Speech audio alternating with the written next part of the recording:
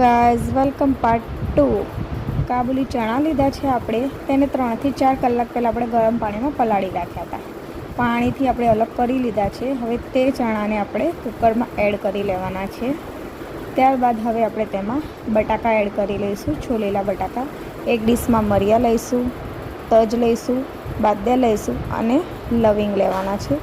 હવે તેમાં આપણે 2 ચમચી જેટલી ચા એડ કરી લઈશું. હવે આને આપણે એક નાના કાપડના ટુકડામાં લઈને તેને પોટલી બનાવી લઈશું આ રીતે. હવે તે પોટલીને આપણે ચણામાં એડ કરી લેવાની છે. તેમાં જરૂર મુજબ આપણે પાણી એડ કરી લઈશું. ત્યારબાદ તેમાં આપણે તમાલપત્ર એક એડ કરી લઈશું. કુકરને વાખીને હવે આપણે તેને બાફી લેવાના છે.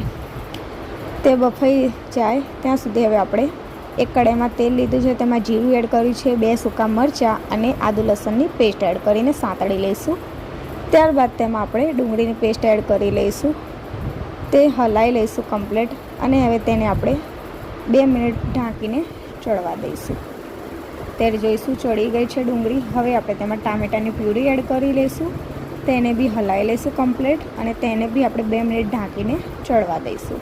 તો આપણી પ્યુરી શેકાઈ ગઈ છે. તેમાં સ્વાદ મુજબ મીઠું એડ કરી લઈશું, લાલ મરચું એડ કરીશું, હળદર એડ કરીશું, કાશ્મીરી મરચું એડ કરીશું, ધાણા જીરું પાવડર એડ કરીશું અને ગરમ મસાલો. હવે તેને આપણે હલાવી લઈશું. ત્યારબાદ છોલે મસાલો, લીલા મરચાં કટ કરેલા, આદુના ટુકડા કટ કરેલા અને હવે ચડવા દઈશું. સરસ મસાલો શેકાઈ જાય એટલે તેમાં આપણે બફેલા બટાકા એડ કરી લઈશું. આપણે વટાણા બફાઈ ગયા હતા તે એડ કરી લઈશું. પાણી સાથે એડ કરવાના છે. હવે તેને હલાવી લઈશું આપણે કમ્પ્લીટ.